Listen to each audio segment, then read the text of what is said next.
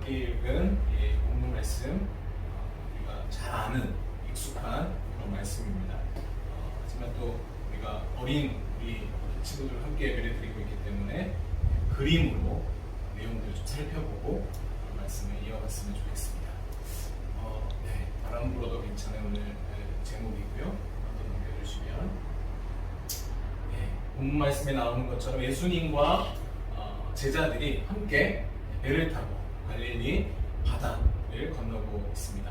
우리가 생각하는 그런 바다는 아니고 실제로 가보면 사실은 호수인데 워낙 크기 때문에 바다처럼 물결도 치고 파도도 치고 이렇게 하는 그런 곳입니다. 다음이요. 근데 가다 보니까 이렇게 말씀 가운데 뭐가 일어났다고 되어 있죠? 풍랑, 바람이 거세져서 파도가 막 일어나면서 점점 사람들이 두려움에 빠지기 시작했습니다. 배가 막 뒤집힐 것 같은 위험한 지경에 이르렀죠. 다음이요. 그때 이제 한 제자가 예수님을 생각을 했습니다. 예수님 지금 어디 계시지? 하면서 예수님께 가서 우리 이렇게 말 풍선 안에 있는 저 대사를 우리 지훈이가 한번 해줄까요? 읽어주세요. 예수님 지금 우리 다 죽게 됐는데 여기서 주무시고 계시면 어떻게 우리 좀 살려주세요. 여기까지. 네, 맞습니다. 예수님께 갔더니 예수님이 주무시고 계시는 거예요. 지훈이는 전혀 감정이 섞여 있지 않은, 의미가 전혀 없는 꽃을 읽었지만 저 제자는 정말 다급한 목소리로 예수님인데 예수님한테 그 말 속에는 약간의 원망도 섞여 있습니다. 그랬더니 예수님께서 다음이요, 일어나셔서 말씀으로 이 모든 풍랑과 그리고 바다의 파도들을 잠재우십니다. 어찌하여 무서워하느냐 믿음의 작은 자들아, 이렇게 제자들을 책망하신 이후에 바다와 풍랑을 꾸짖으십니다. 그러고는 어떻게 됐을까요? 잔잔해졌습니다. 아무 일도 없었던 것처럼. 지금 저는 이제 오면서 중문진항을 가보지는 않았지만 지금 기도 안 하고 바람도 세게 안 불기 때문에 잔잔해요. 이런 지금 모습으로. 그랬더니 제자들이 저렇게 얘기를 합니다. 우리 시온이가 읽어줄까요? 이분이 어떤 사람인지 전혀 연기가 섞여 있지 않지만 그러나 잘 읽었습니다. 이분이 도대체 어떤 사람이시길래 이렇게 바다도 바람도 순종하느냐라고 놀라워요. 어떠세요? 예수님이 참 대단하시다라는 생각이 드십니까? 네, 드시죠. 오늘 이 이야기를 통해서 우리 예수님이 어떤 분이신지, 그리고 그런 예수님을 믿는 우리는 이런 위험하고 어려운 일을 만났을 때 어떻게 해야 할지, 이런 것들을 조금 생각해 보려고 합니다. 그림은 여기까지. 보신 것처럼 우리 본문은, 오늘 본문은 우리 어린 친구들일지라도 너무 잘 아는, 그래서 익숙한 그런 이야기들입니다. 그러면 이 이야기를 통해서 하나님이 우리에게 주시는 교훈, 말씀의 핵심은 뭘까? 이런 것들을 우리가 생각해 봐야 되겠죠. 보통 이제 이 말씀을 두고 사람들이 이렇게 생각을 합니다. 와, 우리 예수님 진짜 대단하시구나. 바람도 바다도 잔잔케 하시다니. 뭐 이런 이제 교훈들을 생각해 볼 수 있겠죠. 아니면 두 번째로, 우리가 이런 위기에 처한다면 우리 예수님이 이렇게 구해 주시지. 그렇지, 우리 예수님 짱이다. 이렇게 생각할 수도 있을 겁니다. 그런데 정말로 이 말씀이, 오늘 본문이 마태복음 8장 23절부터 이 말씀이 정말 이런 익숙한, 우리에게 익숙한 대로 이것만을 우리에게 교훈하시려고 하시는 걸까요? 틀린 것은 아닙니다. 완전히 틀린 것은 아니지만 사실 이런 교훈, 제가 말씀드렸던 그 교훈들은 이런 우리 익숙함에서 오는 그런 교훈, 이렇게 말씀하신 거지, 이렇게 이런 일들을 우리에게 주신 거지, 이렇게 생각할 수 있습니다. 하지만 제가 일산에서 왔거든요. 지금 새벽 4시에 일어나가지고 이렇게 저렇게 그렇게 여러 가지 교통수단을 통해서 요즘 많이 타는 전동 킥보드 타고 렌터카도 타고, 왜냐하면 제가 일산에서 출발하는 기차 그 버스는 안 맞더라고요, 시간이. 동서울까지 가느라 새벽에 동서울 가는 차가 없지 않습니까? 여러 가지 교통수단을 다 이용해서 제가 왔습니다. 그렇게 이렇게 어렵게 왔는데 단지 여러분들 다 아시는 그런 익숙한 이야기 하려고 왔겠습니까? 아니겠죠. 익숙한 대로 우리가 생각하고 결론을 내리는 경향들이 있지만 오늘 이 말씀은 사실은 아까 제가 말씀드렸던 그 두 가지를 넘어서는 더 깊은 의미가 그 속에 담겨져 있습니다. 그래서 주어진 말씀대로 하나님 우리에게 주신 그 말씀 그대로의 의미들을 우리가 생각해 보는 게 필요하다. 그런 의미에서 오늘 말씀을 좀 나누려고 합니다. 하나님께서 마태를 통해서 이 마태복음을 쓰게 하실 때 사실은 매우 치밀한 구조 속에서 내용들을 배치를 하고 계시기 때문에 이 말씀의 핵심, 그 핵심을 정확하게 우리가 딱 잡으려면 말씀의 맥락을 조금 살펴볼 필요가 있습니다. 먼저 오늘 본문이 포함된 마태복음 8장은 사실 그 앞서 나오는 5장부터 7장까지 예수님의 산상수훈, 잘 아시는 산상수훈이죠. 산상수훈 바로 뒤에 나오는 말씀이라는 것을 생각할 필요가 있습니다. 산상수훈이라는 것은 산상, 산 위에서 주신 교훈이다 이런 뜻입니다. 그냥 교훈을 주신 것이 아니라 사실은 이 산상수훈이라는 것은 하나님의 나라, 이제 예수님께서 이 땅 가운데 오셔서 새롭게 시작되는 그 하나님의 나라, 그 하나님의 나라를 그 공동체를 시작하시면서 주시는 일종의 헌법과 같은 말씀이에요. 헌법 알아요? 지훈이? 네, 헌법 뭐죠? 대한민국에서 제일 쓴 법. 오, 정확해요. 표현은 좀 거치지만 정확한 표현이에요. 대한민국의 제일 센 법이 헌법이죠. 구약 시대에 그러면 이 헌법과 같은 것을 주셨는데 그건 뭐였을까요? 아, 역시 시훈이가 맞췄어요. 십계명. 하나님께서 모세를 통해서 출애굽한 이스라엘 백성들에게 정말 새로운 하나님의 나라를 시작하시면서 구약 시대에 주셨던 것 십계명입니다. 신약 시대에는 뭐냐? 바로 이 산상수훈이라는 거죠. 하나님의 법을 주시는데 하나님의 나라, 이제 예수님께서 이 땅 가운데 오셔서 새롭게 시작되는 하나님의 나라의 법은 이 산상수훈과 같은 그 원리는 이 산상수훈과 같은 그 원리를 따라서 하나님의 나라가 시작되고 하나님 나라의 백성들이 살아가게 된다라고 하는 의미로 주신 거예요. 통치의 원리, 다스리시는 원리를 주신 거라고 할 수 있습니다. 그렇기 때문에 헌법이 가장 센 법이라고 표현했는데 헌법이 가장 센 법이기 때문에 대한민국에서는 모든 국민들은 헌법을 따라야 됩니까? 안 따라도 됩니까? 따라야 되죠. 네, 그 원리를 따라 살아야 되고 그 원리를 따라서 어찌 하면서 살아간다는 거예요. 그런데 이 나라의 헌법이 선포되면 따라야 되는데 예수님은 지금 산상수훈 마태복음 5장 오늘 본문의 앞선 말씀들을 통해서 5장부터 이어지는 그 7장까지의 말씀을 통해서 하나님 나라의 새로운 시작을 선포하시면서 그 하나님 나라의 영적인 질서 그리고 그 원리들을 이 산상수 말씀을 통해서 선포하셨다라는 겁니다. 이해가 되시죠? 그래서 이제 이어지는 이 8장 이 전반부 23절부터 우리가 읽었으니까 이런 사건들이 그 앞서 나오는 8장의 전반부는 그런 새 하나님의 나라 그 천국의 실체 하나님의 나라 눈에 보여야 되지 않겠습니까? 법만 이렇게 쭉 선포하고 이 나라는 이런 거야 라고 보여주지 않으면 사람들이 알 수 없기 때문에 그 하나님 나라의 실체를 증거하는 대목이 8장 전반부에 나온다는 겁니다. 빠르게 제가 설명을 해드리면 가장 먼저 1절부터 4절에서는 예수님이 나병 환자를 고치십니다. 나병 환자.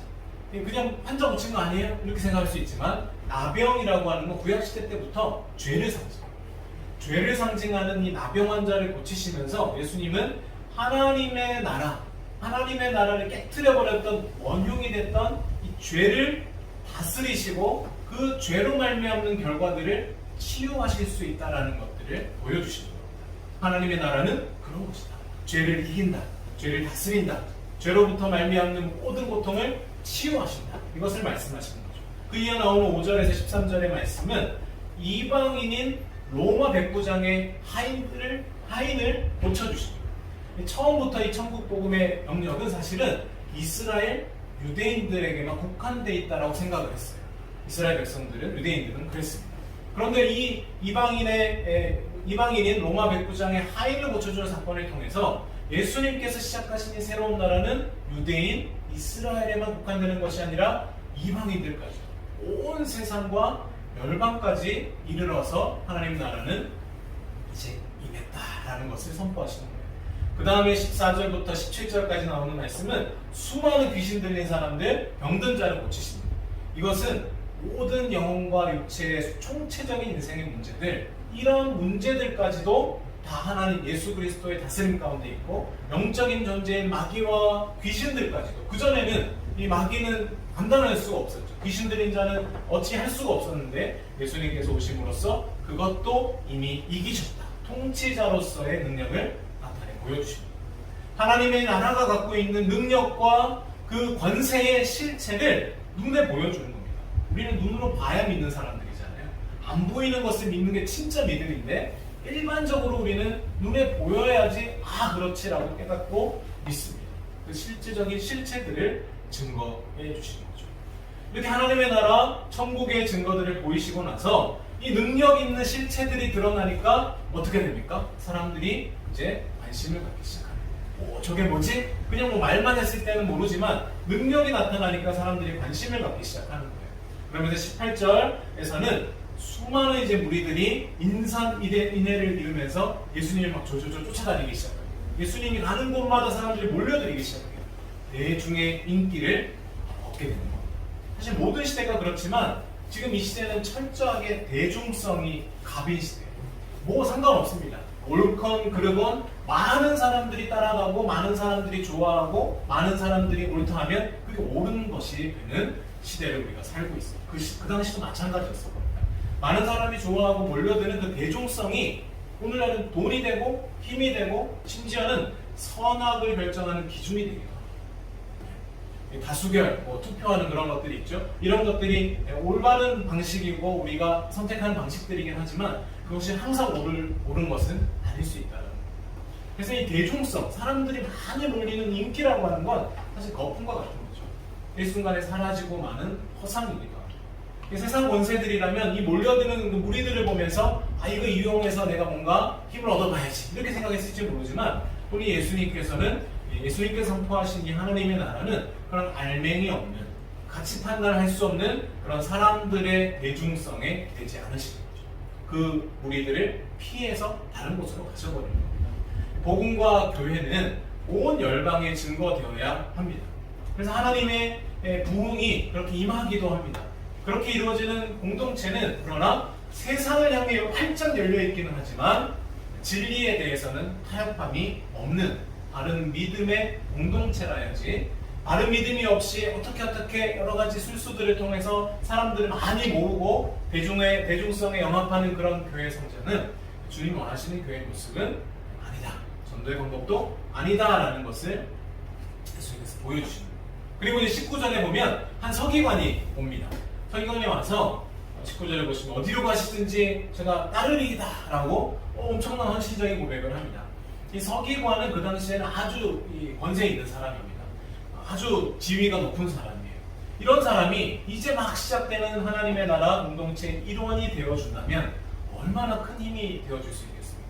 공부도 많이 할 수 있고요. 이름 있는 사람, 공신력 있는 사람이 속해 있기 때문에 다른 사람들이 보기에도 저기는 괜찮은가 봐. 저 사람은 믿을 만한 사람인데 저 사람이 그곳에서 함께하고 있는 걸 보니까 괜찮은가 봐. 좋은 곳인가 봐. 이렇게 힘을 줄 수 있을 겁니다. 그러나 예수님은 이 사람에 대해서도 여도 뿔이 있고 공중의 새도 거처가 있을 때 인자, 예수님이시죠. 예수님은 머리 둘 곳이 없다라는 말씀을 주시면서 이 권력자, 권세 있는 사람이 스스로 자기가 입 밖으로 내뱉었던 헌신을 점검할 수 있도록 요청하십니다. 네가 정말 나에게 헌신하는 것이 내가 생각하고 있는 그 하나님의 나라와 같은 그림이니? 이것을 확인하게 하시는 거죠. 권세자라고 해서 무조건 거절하신 것은 아닙니다. 그러나 그 자신의 믿음과 헌신을 정말 점검하고 내가 가는 곳은 네가 생각하는 그런 권세 있는 길이 아니야. 그럼에도 불구하고 네가 헌신하니? 라고 요청하시는 거죠. 이 서기관이 나중에 결국은 정말로 제대로 된 헌신을 가지고 예수님 공동체에 속하게 됐는지 아니면 내가 생각했던 거랑 다른데? 라고 돌아갔는지는 알 수가 없습니다. 그러나 예수님께서는 그 기준을 지금 보여주시겠다는 것입니다. 21절에 보시면 한 제자가 내 아버지를 장사하고 오게 해달라 라고 청하는데요. 이때는 또 예수님이 22절에 죽은 자들을 장사하게 하고 너는 나를 따라야겠다 라고 말씀하십니다.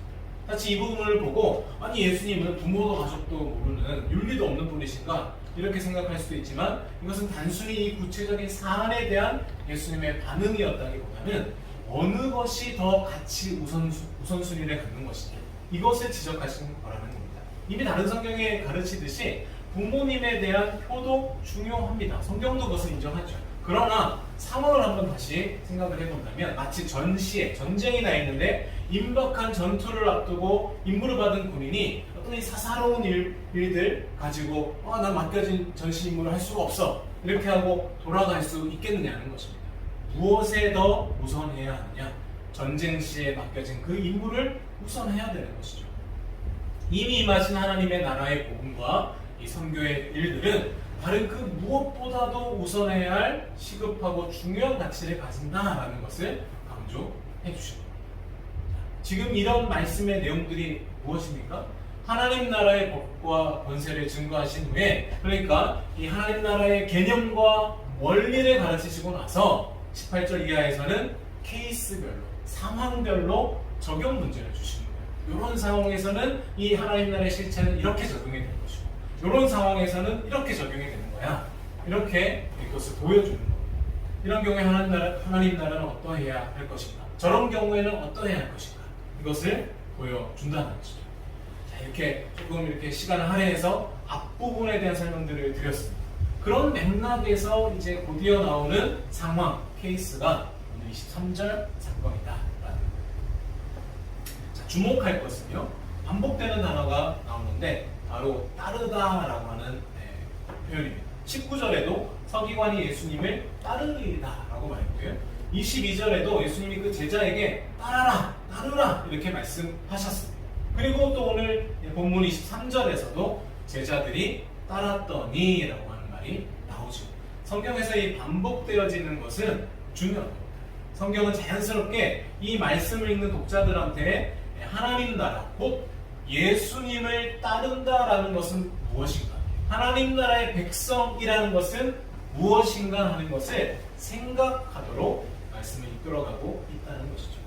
그런데 그것을 알게 하는 방식은 정답을 먼저 딱 제시하고 보임으로 깨닫게 하는 방식이 아니라 오답을 보여주시면서 깨닫게 하는 방식이에요. 18절부터 나왔던 상황들이 다 그렇죠. 정답이 아니라 잘못된 상황들을 보여주시고 예수님이 그거 아니고 이거야, 잘못된 상황을 보여주시고 그거 아니고 이거야, 이걸 보여주시는 거죠. 오늘 23절 이하도 마찬가지입니다. 공부를 잘하려면요, 자, 이렇게 틈새 팁을 드립니다. 공부를 잘하려면 뭘 해야 될까요? 공부를 잘하려면 뭐 해야 됩니까? 공부를 해야 됩니까? 천재 아닙니까? 천재인 것 같아요. 공부를 잘하려면 공부를 해야 된다. 그렇죠. 답입니다. 근데 좀 더 디테일하게 공부를 잘하는 방법 너무 쉬워요. 뭘까요? 24시간을 공부를 해요. 형 하나 나오고 없다더니 형보다 더한 동생이 있어요. 24시간을 공부를 하면 된대요. 할 수 있습니까? 지훈이? 지금도 지금 졸려가지고 막 이렇게 되는데 아닌가요? 나중에 검사해봅니다. 네. 공부를 잘하는 방법, 예스복스가 하면 되죠. 공부 잘하는 사람은 다 똑같은 얘기를 해요. 교과서 중심으로 공부했고요, 예스복스 열심히 했습니다. 진짜인지 아닌지는 잘 모르겠지만 제가 생각할 때는 맞는 말이에요. 거기다 하나 더 한다면 뭐냐면, 이거 진짜 팁이에요. 오답 노트를 작성하는 거예요. 뭔가요? 오답 노트 알아요? 해봤어요? 학교에서 썼어요. 학교에서 했어요? 그거예요. 예스복습을 철저히 함에도 불구하고 시험을 봤는데 틀려. 그러면 틀렸으니까 잊어버리자. 지나간 것은 지나간 것이고, 지나간 것은 지나간 이렇게 하는 게 아니라 틀린 거를 오답 노트를 만들어서 내가 왜 틀렸는지, 어떻게 하다 틀렸는지 정확하게 분석해서 정리를 하는 거예요. 그게 오답 노트이고 공부 잘하는 비결이에요. 오늘 예수님께서 이 말씀을 통해서 주시는 방식이 바로 오답 노트 방식이에요. 틀린 답을 보여주면서 니네들 다들 이렇게 할 거야. 근데 이거 틀린 거고 정답은 이거야. 틀리지 말인지 다음부터 이걸 보여주시는 겁니다. 자, 오늘 본문은 이 오답 노트를 통해서 진정 주님을 따르는 제자, 하나님 나라의 백성다움이 무엇인가 하는 것을 역설하고 있습니다. 제가 방금 오답 노트 얘기를 한 김에 오늘 본문을 시험 문제 형식으로 제가 한번 재구성해봤습니다. PPT가 있어요. PPT를 한번 그 다음 거. A 플러스다. 예, 그렇습니다. 댓글 좋아하는구나. 자, 상황이 주어집니다. 케이스 문제라고 그러는데요. 상황을 한번 읽어보실까요? 다 같이 시작. 제자들이 예수님과 함께 배를 타고 갈릴리 저편으로 건너가고 있는데 바다에 큰 강풍이 일어나 성난 파도가 배를 삼켜 다 죽을 지경에 처했다. 그런데 여기 예수님은 배 한쪽에 누워 주무시고 계시다. 이게 상황입니다. 이 상황에 따른 질문, 문제가 나옵니다. 한 번 더요. 문제가 나옵니다. 문제를 또 우리 지훈이가 졸리니까 읽어줄까요? 문제. 문제는 그랑 친한가요? 읽어주세요. 문제. 이 상황에서 긍정적으로 해결하는 문제. 아니 무슨 문제? 대단합니다. 바로 문제를 보자마자 풀이에 들어갑니다. 읽어주세요 일단. 거. 이 상황에서 예수님이 진정 주를 따르는 하나님 나라에 속한 제자들에게 기대하셨던 반응은 네. 무엇일까요? 이게 오늘 마태복음 8장 23절부터 나오는 이 본문의 문제라는 이런 상황이 있는데, 이런 상황에서 제자들에게 예수님이 기대하셨던 반응은 무엇인가 하는 겁니다. 예수님이 어떻게 하셨는가가 사실 중요한데, 그보다는 예수님이 문제를 내시는 거예요. 지금 앞서서 이렇게 하나님 나라 선포하시고 이게 실체야, 하나님 나라의 능력은 이런 거야, 그러고는 케이스를 딱 주시면서, 자 그럼 이런 상황에서 너네 어떻게 할래? 라고 하는 문제를 주시는 게 바로 이 내용이다. 자, 본문 24절에 보면요, 바다에 큰 놀이 일어나서 배가 물결에 덮이게 되었다 기록하고 있습니다. 이게 지금 문제 상황이고, 이들이 처한 이 거친 풍랑과 파도 속에서 예수님을 따르는 자라면 어떻게 반응해야 될 것인가 하는 거예요. 사실 이 본문 내용만 봐도요, 아까 그 그림도 보셨지만 그 처한 상황은 상당히 심각하긴 했던 것 같습니다. 25절 하반절에 보면 주여 우리를 구원하소서, 우리가 뭐 한다고요? 죽겠나이다 이렇게 얘기합니다. 아까 이제 지훈이는 전혀 그 감정이 섞여 있지 않은 연기 아닌 그런 대사를 읽었지만, 사실은 엄청 다급해서 아이고 숨 넘어갈 정도로 죽겠습니다 주님, 우리를 구원 안 하시고 뭐 하고 계십니까? 이런 말을 하고 있는 거예요. 26절 예수님께서도 어찌하여 너네는 무서워하고 있냐 이렇게 말하는 걸로 봐서는 두려운 상황, 무서운 상황인 것이 맞는 거는 같아요. 우리가 잘 아는 대로 제자들 중에 적어도 4명은 전문 어부 출신입니다. 갈릴리 바다를 배경으로 열심히 물고기 잡던 어부 출신이에요. 그것도 지금 다른 바다도 아니잖아요. 그들이 열심히 물고기 잡던 그 갈릴리 바다에서 풍랑을 만난 겁니다. 수없이 많이 그런 갈릴리 바다에서 물고기 잡고 풍랑도 만나고 위험도 경험했을 터인데, 이 사람들조차도 지금 두려워서 어찌할 바를 모르고 있는 거예요. 그래서 어부도 아닌 예수님을 흔들어 깨울 정도로 다급한 생명의 위협을 느끼는 상황이라는 걸 충분히 우리가 짐작해 볼 수 있습니다. 그런데 주 안에 사랑하는 여러분, 지금 이 상황은 그대로 우리의 인생에도 적용해 볼 수 있습니다. 네. 물론 인생의 여러 가지 장르와 양상은 저마다 다르겠지만, 우리는 인생을 살면서 똑같이 어쩌면 필연적으로 이 같은 고난과 환란을 만나게 되어 있습니다.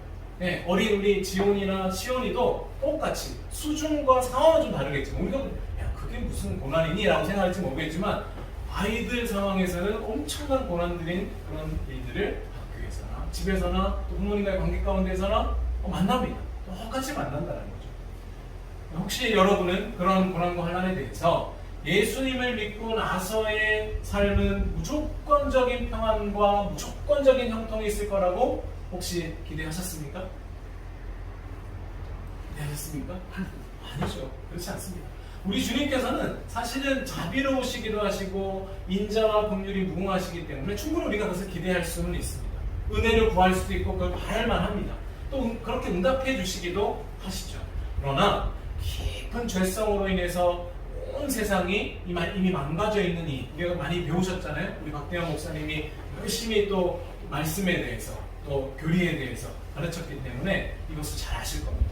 죄성으로 점철되어 있는 이 세상 가운데에서 우리 하나님 백성답게 살아가기 위해서는 사실은 단순히 천국과 같은 완전한 평안, 절대 평안 가운데서만은 살 수가 없는 거죠. 다 아시겠죠?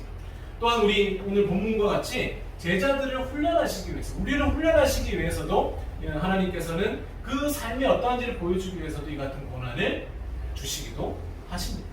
그렇기 때문에 이러한 고난, 풍랑과 또 파도와 같은 이러한 상황들은 우리에게도, 우리 인생 가운데에도 때로 나타날 수 있다는 것이죠.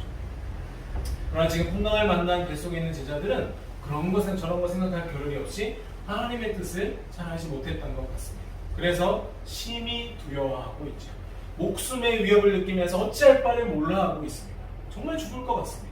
요즘 시쳇말로 이 멘탈이 완전히 나가 멘붕 상태, 그런 상황이 되어버린 거죠. 그러니 주무시는 예수님을 깨우는 그 말 속에는 사실 뭔가 이 가시돋친 원망들이 섞여 있는 것도 같습니다. 주님, 우리가 이렇게 죽게 되었는데 어째서 주무시고만 계십니까?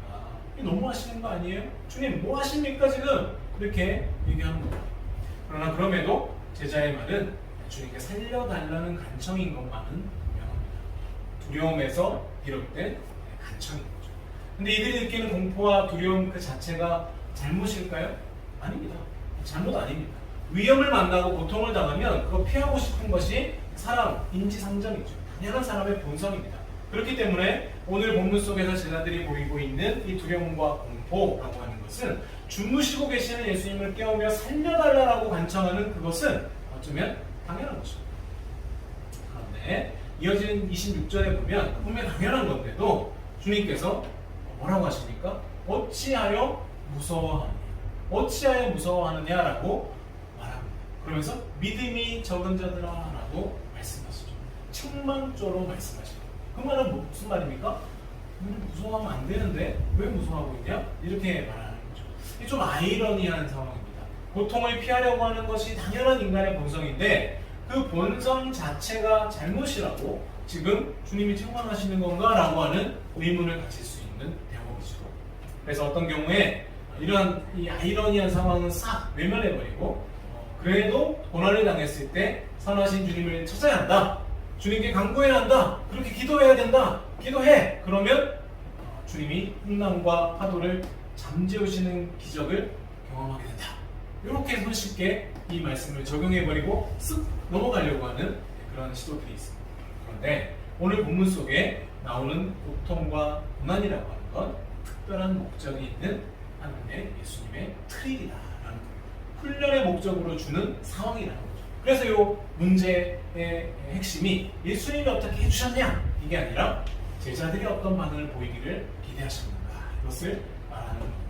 사실 이 당면한 고통의 현실 속에서 그 어둠과 안개를 걷어내고 들어가서 삐짓고 들어가서 마침내 결국 우리가 발견하게 되기를 원하시는, 그래서 깨닫고 소유하게 되기를 원하시는 밝게 빛나는 참 진실이 있다는 겁니다. 이 고난과 고통 속에 그 고난과 고통, 고난이 고난으로만 우리에게 적용되고 작용되어지면 우리가 거기까지 그 깊은 진실까지 가지를 못하는 거예요. 제자들의 이 반응처럼 두려워하기만 하고 죽게 됐는데요 놀라기만 하고 무서워하기만 한다면 거기까지 들어가지를 못한다는 거예요. 그래서 26절 이하에서 보여주신 예수님의 의도는 단순하고 명백해요. 어찌하여 두려워하느냐? 무슨 말입니까? 두려워하지 말았어야지. 만약 그 상황에서 두려워하지 말았어야지.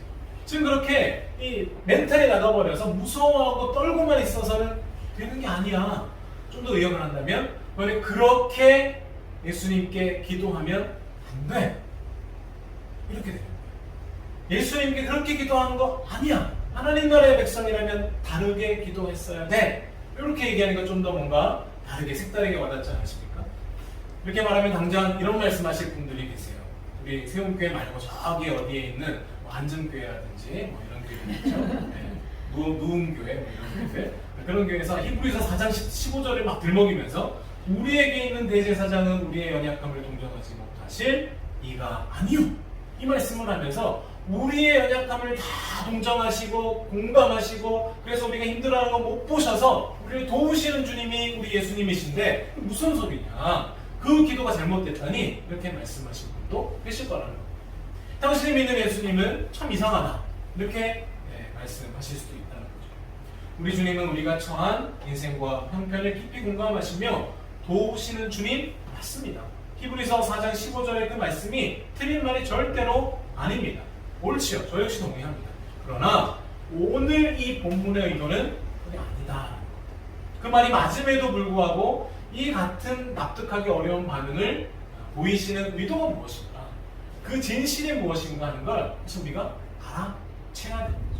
그것이 오늘 본문의 진의입니다. 원리고 핵심이며 그것이 여러분처럼 주님 안에서 성숙해 나가기를 원하시는 주님의 제자들에게 기대하시는 것이다. 그걸 오늘 보려고 이 말씀을 이렇게 나누는 거예요. 26절에서 주님이 무서워하시고 있는 제자들을 믿음이 작다 책망하시고는 곧 일어나셔서 무엇 하십니까? 바람과 바다를 꾸짖으십니다. 자, 이 장면을 잘 묵상해 보면 이 예수님께서 제자들한테 책망하시고 그리고 바다와 파도를 꾸짖으시는 이 사이에 행간에 숨겨져 있는 정황이 있다는 것을 포착하게 됩니다. 무엇이냐면 설명하자면 이런 겁니다.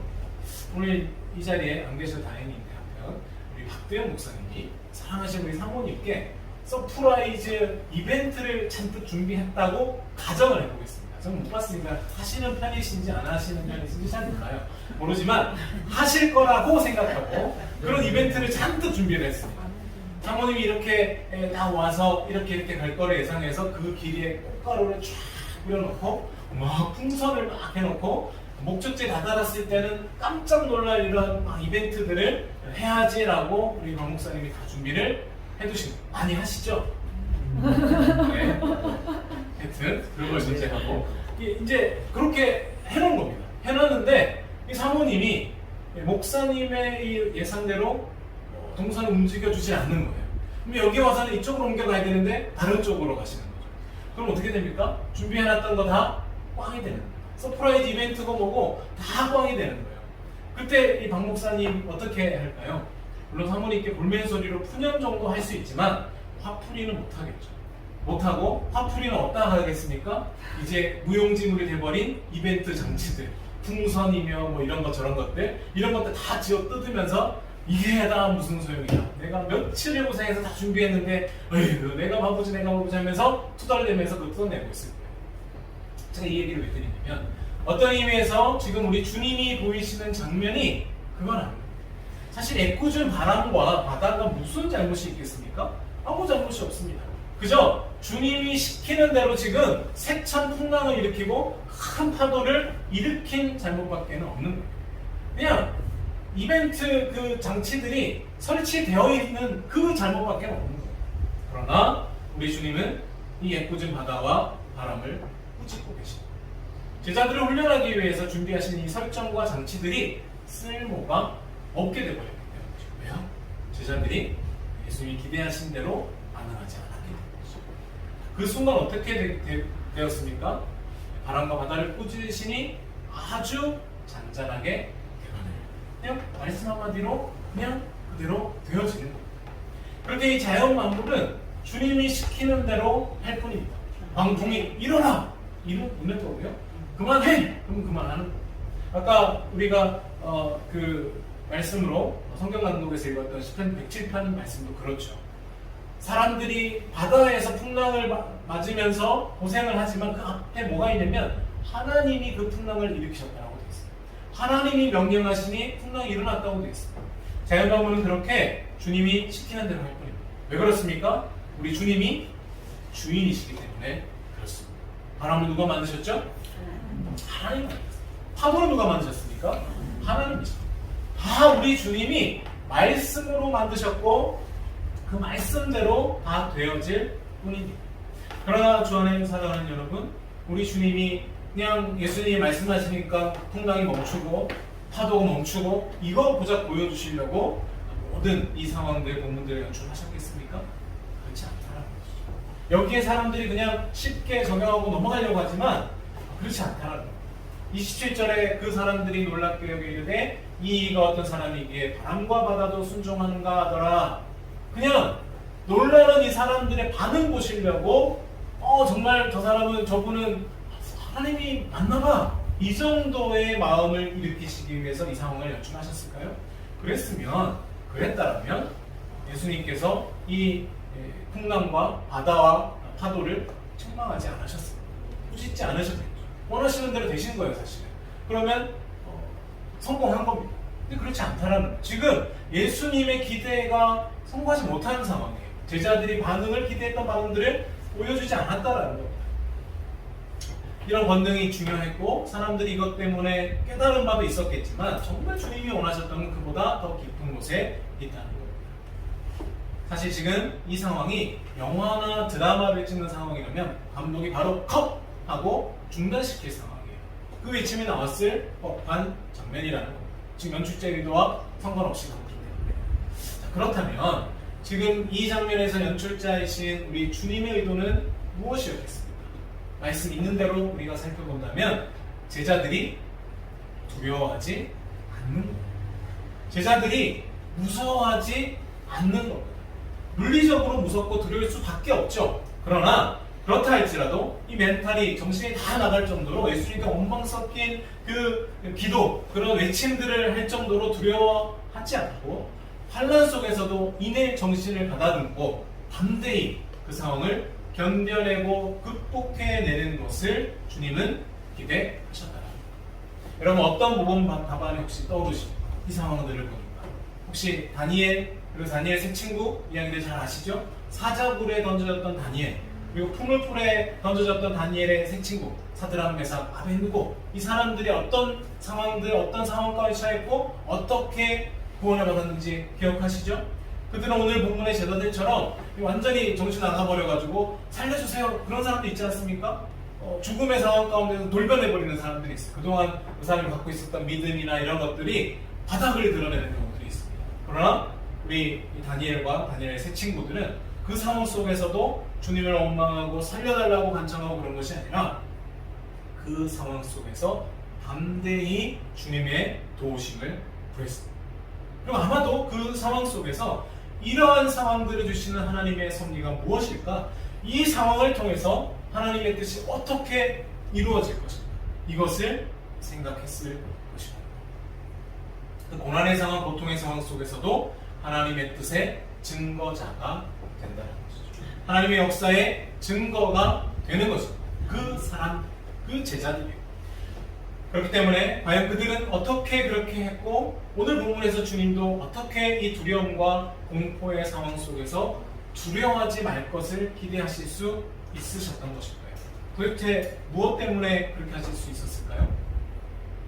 무엇 때문에 이 상황 속에서도 예수님을 따르는 제자들이라면, 내 법을 따를 내 백성들이라면 두려워하지 않아도 된다라고 살짝 짜증을 내시듯이 어휴 이리 믿음 없는 것다 하면서 그렇게 말씀하실 수 있을 거예요.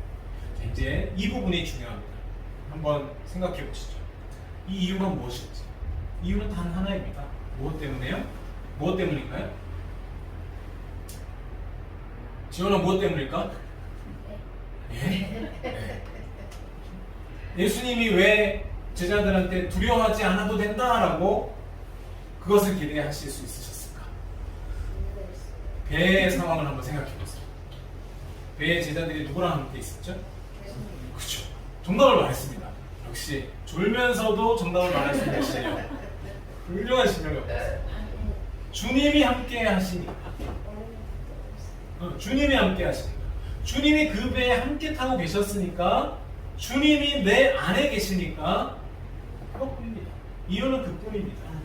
이 중요한 포인트가 물론 시나리오대로 되진 않았지만 오답노트라 그랬죠. 결국 이 바람과 파도를 잠잠케 하신 분이 누구시죠? 우리 주님이시라는, 그것도 말씀 한마디. 이 바람과 파도가 이렇게 말씀 한마디로 잠잠케 될 수 있었던 것. 어떻게 그렇게 됐죠? 예수님이 주인이시니까. 예수님이 이 모든 만물의 주인이시니까. 바람과 파도도 만드신 분이 예수님이시니까. 아까 우리 성경 낭독에서 요한복음 말씀을 잠깐 읽었지 않습니까? 거기에 보시면 예수님이 천지를 창조하는 그 순간에 하나님과 함께 계셨다라고 되어 있어요. 모든 것이 예수로 말미암지 않고 된 것이 하나도 없다라고 요한복음 증언하고 있어요. 예수님이 이 바람과 파도, 천지 만물도 만드신 주인이시라는 거죠. 바람과 파도는 그저 주님의 손 안에 있는 주님의 훈련 도구에 지나지 않습니다. 우리가 보기에는 무섭고 두려움을 줄 수도 있겠지만 그냥 장치라는 거예요. 철로역정이라는 유명한 고전 소설이 있습니다. 존 버년이라고 하는 분이 쓰신 건데요. 그 이야기에 보면 아주 유명한 일화가 나오는데, 무서운, 엄청나게 무서운 사자가 포효하면서 길을 딱 막고 있어요. 이만큼의 사랑하는 사람 지나갈 정도의 그 길만을 열어놓고 사자가 그 지나가는 사람 당장 잡아먹을 것처럼 큰 소리로 울부짖고 있어요. 그래서 뭐라고? 그래서 네. 그거 그때 그 세수. 질문 안 했는데 나. 훌륭합니다. 네, 훌륭해요. 맞아요. 쇠사슬을 묶어가지고 딱 당겨지면 요만큼까지밖에 못 나오는 거예요. 사실 그렇게 무서운데도 두렵지만 그 상황을 그 좁은 길이지만 전도자가 지나갈 수 있는 공간만큼이 주어져 있어요. 장치일 뿐이라. 엄청 무섭죠. 엄청 두렵죠. 지나갈 수 있을 것 같아요? 사자가 아니라 큰 불독만 지져도 지나가겠죠. 아, 그럼 지나갈 수 있습니까? 우리가 대단합니다. 그런 상황 속에서 진짜 실체, 이게 뭐다라고 하는 그 실체를 알면 예수님이 기대하셨던 바대로 두려워하지 않을 수 있고 겁나하지 않을 수 있고 담대하게 그 상황을 극복하면서 심지어는 그 상황을 우리에게 허락하신 하나님의 뜻이 무엇일까 하는 것까지도 생각할 수 있다 없다? 있다라는 말씀입니다. 두려워하지 않는 것보다 더 중요한 것은 그 상황을 주시는 하나님의 뜻, 이유를 발견합니다. 사실 예수님께서는 그 자리까지 나가기를 원하셨습니다. 하나님의 나라가 어떻게 실체를 증거할 수 있느냐, 이 두려운 세상, 고난과 고통이 있을 수밖에 없는 이 세상을 인생을 살면서 그 상황 속에서 제자들이라면, 하나님 나라의 백성들이라면 어떻게 해야, 그것을 통해서 세상 가운데 무엇을 증거해야 되는지 그것을 드러내기를 원하셨다. 그러니까 주님의 이 진의가, 아까 제가 두려워하지 말라는 데서 더 나아가서 뭐라고 말씀드렸죠? 그렇게 기도하지 마라, 이것까지 말씀드렸잖아요. 본문에서 제자들은 어떻게 기도한 겁니까? 결국은 25절에 나오는 것처럼 주여 구원하소서 우리가 죽겠나이다. 완전히 두려움에 사로잡혀서 마치 예수님이 만들어 놓은 장치가 자기들을 죽일 것 마냥 그렇게 호들갑을 한 거예요. 그러나 이러한 본문 속에 주님의 진리를 깨달으면 우리가 어떻게 기도해야 되겠습니까? 주님, 이 상황을 허락하시는 주님의 뜻이 무엇입니까? 제가 무엇을 여기서 보아야 하고 경험해야 하고 깨달아야 하겠습니까? 저의 이 믿음을 통해서 세상 가운데에는 무엇을 증거해야 되겠습니까? 이렇게 기도해야 한다. 우리가 이 기도가 바뀌어야 한다. 앞선 기도의 모습은 예수님을 따르는 제자들 아니더라도 세상 사람들도 똑같이 기도하는 것들이에요. 제가 세계 여러 지역들을 다녀보면 여러 종교들이 있지 않습니까? 그 사람들의 공통된 기도 제목이 다 이런 겁니다. 먹고 사는 문제, 내 인생의 고난에 대한 문제, 이 고난을 어떻게 해결해 주세요. 우리가 너무 힘들어요. 이거 해결해 주십시오. 알라에게 구하고 부처에게 구하고 그렇게 하는 겁니다. 만신, 힌두교는 만신이죠. 만 가지 오만 세상이 다 신이에요. 피아노 신, 의자 신, 전등 신, 다 그런 신들에게 구하는 게 다 이런 거라는 거예요. 오늘 제자들이 보였던 그 반응들이라는 거예요. 그러나 하나님 나라의 백성들이라면 하나님께서 주인이시고 모든 만물을 지으신 창조주 하나님을 믿는 하나님의 백성들이라면 기도가 달라야 한다. 아멘이십니까? 아멘. 네, 아멘입니다. 그래서 이 상황을 제가 생각을 해봤습니다. 어떤 상황일까요? 요즘 핫한 영화 한산이라는 영화 있죠? 이수지 전 나오는 그 영화 만든 김한민 감독이라는 분이 2011년도에 최종병기 활이라는, 네, 맞아요, 센스 있으십니다. 최종병기 활이라는 그 영화를 만들었어요. 그 영화에 유명한 대사가 하나 있습니다. 저는 이거를 거의 암송합니다. 나옵니다. 눌러주시죠. 바람은 직시하면 극복. 한 번 더요. 바람은 계산하는 것이 아니라 뭐 하는 거라고요? 극복하는 것이다. 저는 이 대사를 보면서 은혜를 너무 많이 받았어요. 영화 보면서. 진짜로. 화를 쏘려고 할 때 항상 가장 문제가 되는 건 뭐예요? 바람입니다. 그래서 바람이 막 심하면 양궁 대회에서도 선수들이 안 쏩니다. 그런 게 규정으로 허용이 돼요. 안 쏘고 기다렸다가 바람이 좀 잔잔해지면 그 시간 안에 다시 쏠 수 있습니다. 그래서 보통은 바람이 부는 정도를 계산해서 이쪽을 많이 불면 저쪽을 좀 방향에 틀어가지고 활 쏘는 방향과 강도를 조절하죠. 그러나 이런 실전에서 목표물을 쏠 기회를 얻은 진정한 고수는 어떻게 하냐면 그 순간 아니면 그 기회를 놓칠 수도 있기 때문에 그 순간에 반드시 쏴야 돼요. 바람이 얼마나 강하든지 어쨌든지 간에 그 바람과는 상관없이 목표물을 조준해서 쏴야 돼요. 그래서 그 순간 그 바람을 계산하는 것이 아니라 나오는 그대로죠. 바람은 바람이 있다는 걸 알면 돼요. 직시하면 그뿐이고 자신의 활이 가야 할 그 목표물을 향해서 그저 바람을 극복해서 쏘아야 된다는 거. 인간의 본성이 고통을 피하려 하는 것 맞습니다. 하지만 이 새로운 하나님 나라의 신분과 정체를 가진 하나님 나라의 백성들, 그리스도의 제자들은 우리 인생길에 항상 있을 수밖에 없는 고통의 문제, 그저 뭐 한다고요? 직시할 뿐. 그럼 뭐 피하라는 게 아닙니다. 회피하라는 게 아닙니다. 아, 문제 있구나. 문제가 또 왔구나. 고난이 내게 또 임했구나. 그러나 그래서 피하려는 것이 아니라 그 고통 속에 숨겨져 있는 하나님의 뜻을 발견해내고 그 상황을 극복해서 통과해내야 한다는 것입니다. 카레이싱 해보셨나요? 혹시? 카레이싱 하는 거 안 해보셨죠? 카레이싱의 관건은 뭐냐면 직선주로에서 열심히 달리는 거는 다 할 수 있는 겁니다. 근데 정말 중요한 것은 곡선주로예요. 곡선주로에서 얼마만큼 감속을 최소화시키면서 그 최단 거리로 통과해서 속도를 내서 가느냐, 이게 관건이라는 거죠. 실력의 차이는 곡선주로에서도 오히려 가속 페달을 밟아서 속도를 내고 질주하는 포인트 지점을 잡아내는데 실력의 차이가 있다. 이론적으로는 곡선주로 진입장에 살짝 감속했다가 코너링 3분의 1 지점쯤에 통과하면서 밖으로 튕겨져 나가려고 하는 원심력이 최대가 되고 앞으로 나가려고 하는 그 가속력이 최대에서 0이 되는 순간이 있습니다. 상쇄되어 버리는. 그래서 약간 뭐랄까요, 무중력 상태가 되어버리는 순간이 있다는 거죠.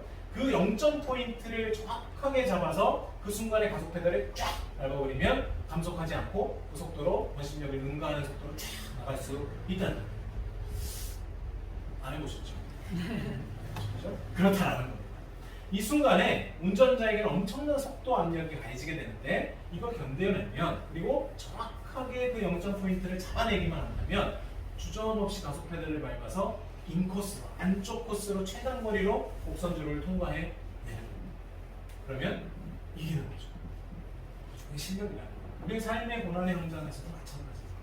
가속과 원심력 사이의 엄청난 압력과 같은 고통과 고난의 순간, 이 물리 법칙에 따른 0점 포인트를 잡아내듯이 그 순간에 우리 주님이 함께 하신다는 사실, 우리 주님이 내 안에 계신다는 사실, 그리고 그 하나님의 부르심과 그 상황 속에서 하나님의 그 뜻이 무엇인가를 발견해낼 때 우리는 고수의 화살이 바람을 극복해서 날아가듯이, 그리고 곡선주로에서 감속하지 않고 가속 페달을 밟아서 인코스로 들어갈 수 있게 되듯이 우리 삶 속에서도 승리가 주어진다.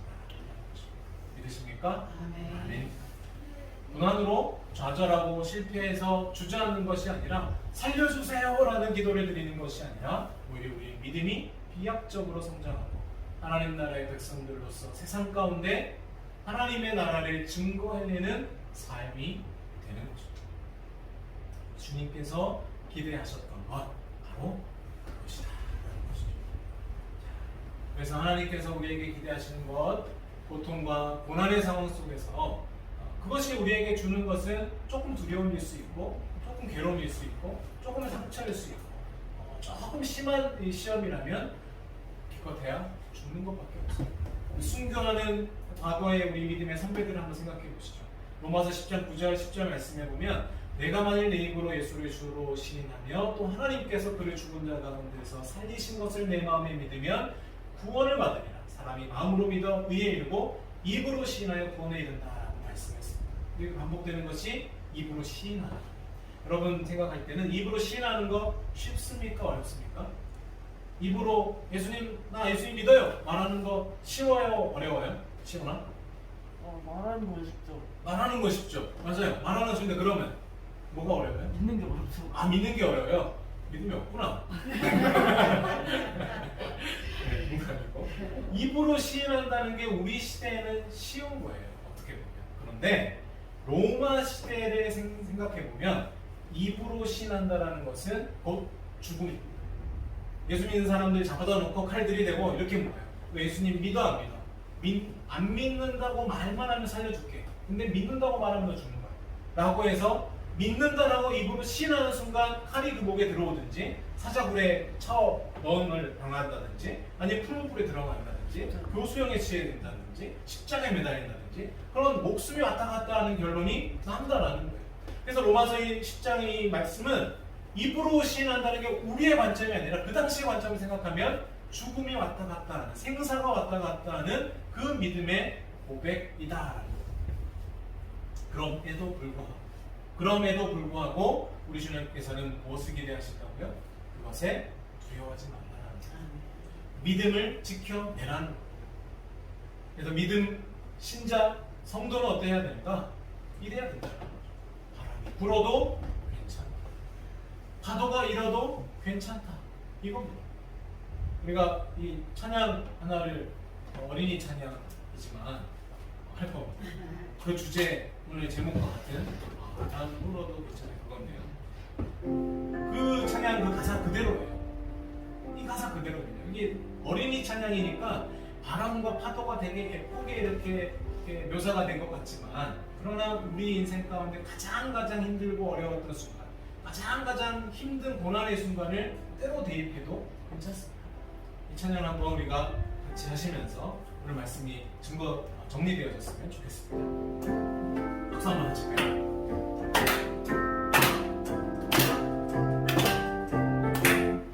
바람 불어도 괜찮아요. 괜찮아요. 괜찮아요. 파도 일어도 괜찮아요. 나는 괜찮아요. 바람을 만드신 하나님, 바람을 만드신 하나님, 주님 내 안에 계시니까 나는 한 번 더 할게요. 바람 불어도 괜찮아요. 괜찮아요. 괜찮아요. 파도 일어도 괜찮아요. 나는 괜찮아요. 바람을 만드신 하나님, 바람을 만드신 하나님, 주님 내 안에 계시니까 나는 괜찮아요. 아멘이십니까? 네. 제가 이 찬양 어린이 찬양이지만 예전에 저희 아이들하고 이 찬양을 부르다가 그냥 이렇게 반복해서 부르다가 저도 모르게 이 가사가 묵상이 되면서 저도 모르게 눈시울이 붉어지고 코끝이 찡해지면서 목이 막 메어오는 그때 제가 엄청 힘든 시간들을 보내고 있었거든요. 사역을 그만둬야 되나, 인생을 그만둬야 되나 싶을 정도로 힘들고 어려운 순간들을 보내고 있는데 이 아이들과 불렀던 이 찬양을 통해서 오늘 이 말씀의 그 깊이가, 이 말씀에 하나님께서 원하셨던, 예수님이 원하셨던 그 기대하시는 그 뜻들이 이 가사에서 저에게 묵상되어지고 은혜로 임했던 기억들이 있습니다. 다른 거 필요 없죠. 바람을 만드신 하나님, 파도를 만드신 하나님, 이 세상의 주인이신 하나님이 내 안에 계십니다. 나는 괜찮다. 어떠한 상황이 와도 나는 괜찮다. 이 고백이, 이 믿음이 저와 여러분에게 함께 임하시기를 축원하고 바랍니다. 이 시간 같이 들으신 말씀 가지고 늘 기도하듯이 도고 기도로 이렇게 나갔으면 좋겠습니다. 고난의 시간에도 주님 내 안에 계시기에 괜찮다 고백할 수 있는 믿음, 그 고난 중에 하나님의 뜻을 보여주시고 말씀해 주시고 또 순종할 수 있는 힘을 달라. 그로 인해서 성숙의 신앙 그리고 이 세상 가운데 하나님의 말씀의 그 뜻의 증거자로 서게 해달라고 이 시간 기도하셨으면 좋겠습니다.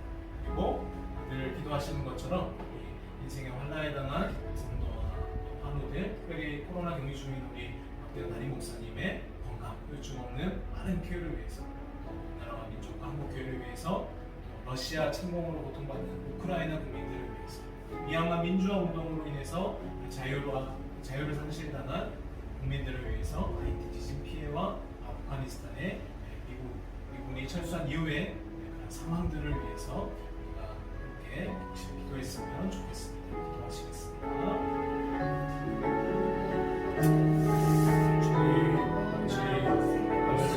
우리가 이 말씀을 통하여서 다시금 하나님 나라의 백성이 어떠해야 하는지를 우리가 생각하고 마음으로 우리 중심으로 주님 앞에 삶으로 순종하여 드리기를 원합니다. 하나님 우리 인생 가운데 한순간 고난과 힘겨운 신앙들이 없는 때가 없습니다. 그럼에도 불구하고 이 모든 상황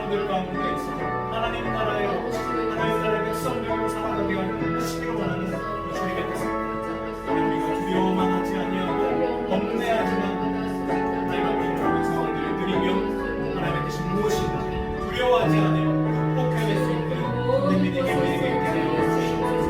하나님, 우리 세움교회를 주님 돌려드립니다. 세움교회가 하나님 말씀의 반석에 세워지게 하시고 하나님의 능력의 반석에 세워지게 하시고 말씀으로 또 목양으로 이 교회를 돌아가는 데 세워놓습니다. 하나님께서 인간의 건강을 주시고 특별히 코로나로 인해서 고통하고 있는 것이 한데 주님께서 이미 찾아주신 줄 믿습니다. 고쳐주시고 있는 줄 믿습니다. 우리 주 남지 아니하고 온전하게 준비되게 하시고 하나님의 말씀 앞에 다시금 더욱 세임을 얻어서 주님의 가운데 기대하고 생각할 수 있도록 도와주시옵소서. 사실 세움교회가 그 이전보다도 더 하나님의 말씀을 공부하였으며 하나님의 말씀에 순종하고 이 지역 가운데에서 증거되는 사람이 되도록 도와주시옵소서. 하나님, 아프가니스탄 사람들, 미얀마의 사람들, 또 하이티의 사람들 주님을 불러드립니다. 하나님, 교회 여러분들, 하나님 고통받고 있는 그들에게 찾아가 주시옵소서. 그곳에 복음을 가진 교회들이 그 민족의 그 국민들을 위로받게 해주시고 그 상황 가운데 하나님 말씀의 일이 무엇인지 가르칠 수 있게 해주시옵소서. 전쟁의 고통 가운데 있는 우리 우크라이나 백성들이 주님께 올려드립니다.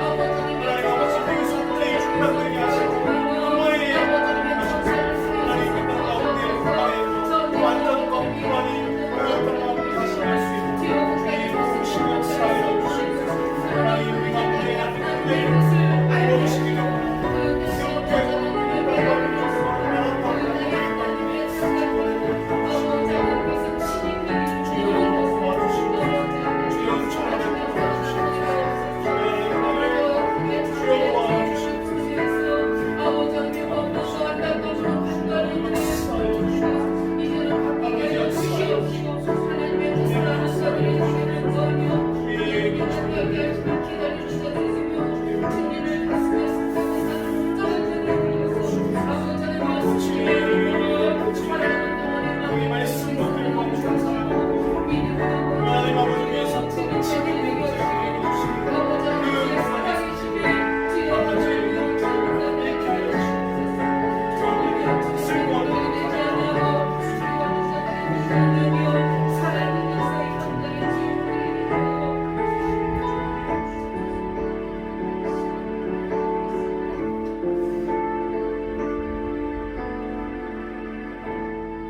주인 되신 하나님 아버지 감사합니다. 오늘 주신 이 말씀을 통하여서 우리 인생길 가운데 결코 평안과 안전만이 우리의 삶의 응답이 아니라 우리 삶 가운데 고난과 고통이 있을지라도 그 상황 가운데 그 풍랑과 그 파도 가운데서도 하나님의 뜻이 무엇인지 하나님의 백성으로서의 증거가 무엇인지를 생각하며 극복해낼 수 있는 우리의 중심이 이 시간을 통하여서 세워지도록 도와주시옵소서. 하나님, 우리의 그 연약한 우리 입술이 우리의 기도가 변화되어져서 하나님의 뜻을 구하며 하나님 우리의 삶에 하나님 우리를 살려주시옵소서의 기도가 하나님의 뜻을 이루어 주시옵소서의 기도로 바꿔질 수 있도록 주님 역사하여 주시옵소서. 하나님, 이 시간 우리 세움교회를 주님 앞에 올려드립니다. 하나님, 세움교회를 이 주문진 땅 가운데 이 지역 가운데 세워주셨사오니 하나님의 계획하심과 이 땅을 향하신 하나님의 관심과 그 사랑과 하나님의 그 은혜가 교회를 통하여서 날마다 흘러가게 하여 주시옵소서. 특별히 바른 말씀의 터 위에 특별히 세워주신 우리 박대현 목사님을 통하여서 선포되어지는 그 말씀을 통하여서 이 지역이 변화되어지고 이 지역의 사람들이 하나님의 말씀과 복음의 역사들을 경험할 수 있도록 은혜를 내려 주시옵소서. 지금 병환 중에 있습니다. 우리 박대현 목사님 붙들어 주셔서 그 남지 아니하고 온전하게 치료되게 하여 주시고 이미 하나님께서 그 마음 가운데 찾아가 주셔서 위로하시며 더 큰 능력으로 이후의 목회와 목양의 사역들 감당하게 하실 줄 믿사오니 주여 하나님 은혜를 내려 주시옵소서. 우리가 함께 또 지역과 또 나라와 한국 교회를 위해서 또 미얀마와 아프가니스탄과 하이티와 또 전쟁의 고통 가운데 있는 우크라이나를 위해서 기도하였사오니 우리 작은 기도가 그 땅 가운데 하나님의 역사를 이루는 귀한 역할들을 감당하도록 도와주시옵소서. 감사드렸고 예수님 이름으로 기도합니다.